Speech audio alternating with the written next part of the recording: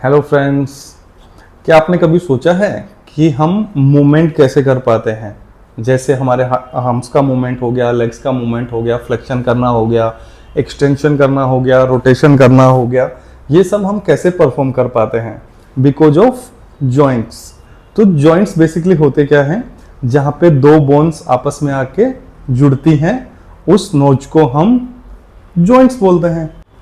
तो जो हमारे जॉइंट्स हैं बॉडी में, उनको दो टाइप्स में क्लासिफाइड किया जाता है। पहला होता है स्ट्रक्चर बेस पे और दूसरा होता है मूवमेंट के बेस पे। स्ट्रक्चर बेस पे जैसे मैं बात करूं तो तीन टाइप होते हैं: fibrous, cartilaginous and synovial joint. And अगर मूवमेंट की मैं बात करूं तो स्नायोथ्रोसिस, एम्पियोथ्रोसिस एंड डायोथ्रोसिस। ठीक है, अब चलिए एक एक करके बात करते हैं। पहले हमारे स्ट्रक्चर बेस पे। स्ट्रक्चर बेस में जो पहला आता है फिब्रस जो जॉइंट होता है, उसके अंदर जो बोन्स आपस में फ्यूज होती हैं वहां पे कोई भी मूवमेंट नहीं होता है। जैसे बेस्ट एग्जांपल है हमारी स्कल बोन या क्रेनियम बोन जो हमारी हैं, वो एक दूसरे में फ्यूज होती हैं और वो इतनी टाइटली फ्यूज होती हैं कि उनके बीच में कोई भी मूवमेंट नहीं होता है। दूसरे नंबर पर हमारा जो जॉइंट आते हैं वो आता है, अगर मैं बात करूं इनको क्या नाम है स्ट्रक्चर के बेस पे, तो आगे हमारा कार्टिलेजस जॉइंट, और अगर मैं बात करूं मूवमेंट के बेस पे तो आ गया हमारा एम्पियोथ्रोसिस।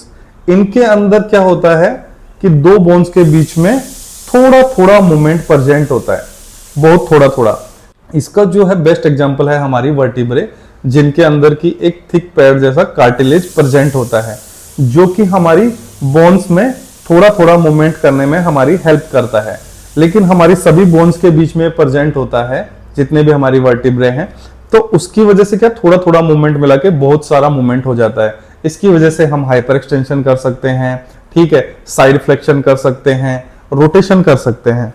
ठीक है, अब लास्ट नंबर पे जो हमारा स्ट्रक्चर बेस या मूवमेंट बेस जो जॉइंट आता है, उसको हम बोलते हैं, स्ट्रक्चर बेस में आता है हमारा स्नोवियल जॉइंट, और इसको अगर मैं मूवमेंट बेस पे बोलूं तो डायोथ्रोसिस जॉइंट हमारे होते हैं। ठीक है, स्नोवियल जॉइंट को मूवेबल जॉइंट भी कहा जाता है, क्योंकि इनके अंदर जो मूवमेंट होता है वो आप इजीली नोटिसेबल मूवमेंट होता है, आप देख सकते हो। जैसे फ्लेक्शन हो गया, एक्सटेंशन हो गया, रोटेशन हो गया, सरकमडक्शन हो गया, ये सारे मूवमेंट जो हैं वो स्नोवियल जॉइंट में होते हैं।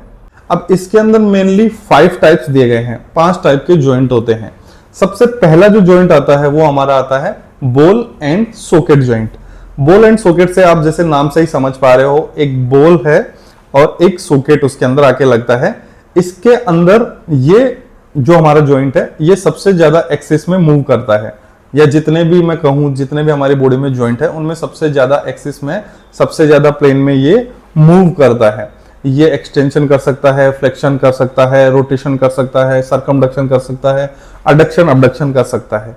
इसका बेस्ट एग्जांपल है हमारा shoulder joint and hip joint. ठीक है, अब इसके बाद में मैं बात करूं वो आता है पिवियट जॉइंट। अब पिवियट जॉइंट में बेसिकली क्या होता है, इसमें जो है एक बोन एक जगह पे फिक्स होती है, एक्सिस का काम करती है, और दूसरी बोन उसके अंदर रोटेट करती है। ठीक है, इसका बेस्ट एग्जांपल जो है वो है हमारी C1 and C2, axis and Atlas bone. Axis में एटलस बोन हमारी जाती है और हमारा रोटेशन परफॉर्म करवाती है। वो आता है हिंज जॉइंट। अब हिंज जॉइंट का क्या मतलब है? हिंज मतलब जैसे आपने देखा होगा हमारे घर में जो डोर लगा होता है, वो जो जहां पे डोर लगा होता है, जहां पे फिक्स किया होता है डोर को, जहां पे उसमें पेच लगे होते हैं, हिंज लगा होता है, जहां पे वो परफॉर्म करता है गेट आगे और पीछे। तो आपने देखा होगा हमारा जो गेट होता है वो सिर्फ एक ही डायरेक्शन में मूव करता है, या तो वो आगे जाएगा या तो वो पीछे जाएगा, ऊपर नीचे नहीं होता है। ठीक ऐसे ही हिंज जॉइंट में एक ही डायरेक्शन में मूवमेंट होता है। इसका जो बेस्ट एग्जांपल है हमारा एल्बो जॉइंट है। हमारा जो एल्बो जॉइंट है या तो वो फ्लेक्शन करेगा या तो एक्सटेंशन करेगा। ठीक है, इसके अंदर यहां से और कोई भी मूवमेंट परफॉर्म हम नहीं कर पाते, अडक्शन नहीं कर पाएंगे, अबडक्शन नहीं कर, रोटेशन नहीं कर पाएंगे। अब जो हमारा 4th नंबर पे जो जॉइंट आता है फ्रेंड्स, वो होता है ग्लाइडिंग जॉइंट। ग्लाइडिंग जॉइंट में बोन्स एक दूसरे के ऊपर स्लाइड कर सकती हैं, आगे जा सकती हैं, पीछे जा सकती हैं, एक दूसरे के ऊपर रोटेट कर सकती हैं। ठीक है, इसका जो बेस्ट एग्जांपल है वो हमारे रिस्ट में जो प्रेजेंट है कार्पस, और हमारे जो फीट में प्रेजेंट है वो टार्सस। ठीक है, इनकी वजह से ये सरकमडक्शन कर सकती है, ठीक है, फ्लेक्शन कर सकती है, एक्सटेंशन कर सकती है, साइड बाय साइड भी थोड़ा सा मूवमेंट कर सकती है। ओके, अब इसके बाद में जो लास्ट जॉइंट आता है हमारा वो होता है सैडल जॉइंट।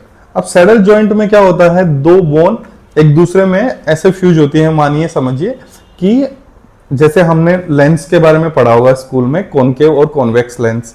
अब उनके अंदर क्या होता है, एक की जो संरचना है वो राउंड होती है और एक जो होता है उसके किनारे थोड़े बड़े होते हैं और वो बीच में से नैरो होता है, और दूसरा जो होता है वो किनारे उसके जो है वो नैरो होते हैं और बीच में से वो मोटा होता है। तो ऐसे समझ के ऐसे फ्यूज हो जाता है दोनों एक दूसरे के अंदर। तो इसके अंदर जो मूवमेंट होते हैं ये फ्लेक्शन हो गए, एक्सटेंशन हो गए, ठीक है, अडक्शन अबडक्शन हो गए, लेकिन इसमें रोटेशन नहीं हो पाता है। ठीक है, इसका जो बेस्ट एग्जांपल है आपका जो बेस ऑफ थंब है, ये बेस ऑफ थंब है, ये देखो कई डायरेक्शन में मूव कर पाता है लेकिन ये रोटेट नहीं कर पाता है। सर्कमडक्शन कर लेगा, आगे पीछे चला जाएगा, साइड बाय साइड चला जाएगा, पर ये रोटेट नहीं कर पाता है। आई होप आज का चैप्टर आपको बहुत अच्छा लगा होगा। चलिए मिलते हैं नेक्स्ट चैप्टर में।